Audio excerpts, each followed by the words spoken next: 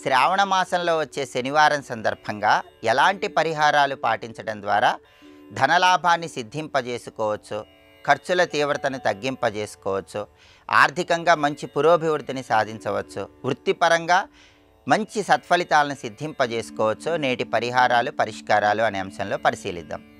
శ్రావణ మాసంలో వచ్చే శనివారం సందర్భంగా గృహంలో ఆంజనేయ స్వామి వారి చిత్రపటం దగ్గర దీపారాధన చేసి ఆ దీపారాధన ప్రమిదలో ఒక లవంగం వేసి నమస్కారం చేసుకోవాలి. అలా చేస్తే ఆంజనేయుడి సంపూర్ణమైన అనుగ్రహం కలుగుతుంది. అలాగే ఆంజనేయ స్వామి ఆలయ ప్రాంగణంలో గానుగ నూనెతో దీపారాధన చేయటం ద్వారా గ్రహదోష తీవ్రతను తగ్గింపజేసుకొని చేస్తున్న వృత్తిలో మంచి పురోభివృద్ధిని సాధించవచ్చు. అదేవిధంగా ఈరోజు దగ్గరలో ఉన్నటువంటి రావి చెట్టు దగ్గరకు వెళ్ళి రావి చెట్టు మొదట్లో నల్ల నువ్వులు, మినుములు కలిపినటువంటి నీటిని పోసి ఆవు పాలల్లో బెల్లం ముక్క కలిపిన ఆవు పాలు రావి చెట్టు మొదట్లో పోసి తడిసిన మట్టిని నుదుటన బొట్టులాగా ధారణ చేయటం, రావి చెట్టుకు ప్రదక్షిణలు చేయటం ద్వారా కూడా శ్రావణ శనివారం సందర్భంగా ఆర్థికంగా మంచి పురోభివృద్ధిని సాధించవచ్చు. అలాగే శ్రావణ శనివారం సందర్భంగా ఈరోజు వెంకటేశ్వర స్వామి వారి పూజ నిర్వహించే సమయంలో కస్తూరి, పునుగు, జవ్వాది ఇలాంటి సుగంధ ద్రవ్యాలు వెంకటేశ్వర స్వామి వారికి సమర్పించటం, అలాగే వెంకటేశ్వర స్వామి వారికి గంధం సమర్పించడం ద్వారా విశేషమైన శుభ ఫలితాలు కలుగుతాయి.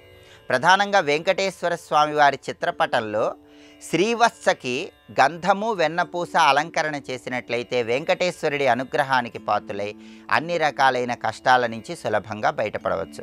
అలాగే శ్రావణ శనివారం సందర్భంగా ఈరోజు వెంకటేశ్వర స్వామి చిత్రపటం దగ్గర పిండి దీపారాధన చేయటం ద్వారా, వెంకటేశ్వర స్వామికి వడపప్పు పానకం నివేదన చేయటం ద్వారా కూడా తీవ్రమైన కష్టాల నుంచి సులభంగా బయటపడవచ్చు.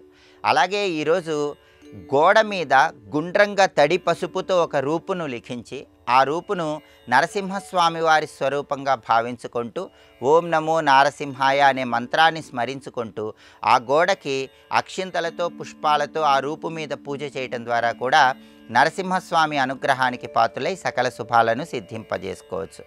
అలాగే శ్రావణ శనివారం సందర్భంగా సంపూర్ణంగా ఆర్థికపరమైనటువంటి ఇబ్బందులన్నీ అధిగమించటానికి, ఆదాయ మార్గాలు పెంపొందింపజేసుకోవటానికి పారద ఆంజనేయ స్వామికి ప్రత్యేకమైనటువంటి పూజా కార్యక్రమాన్ని నిర్వహించాలి.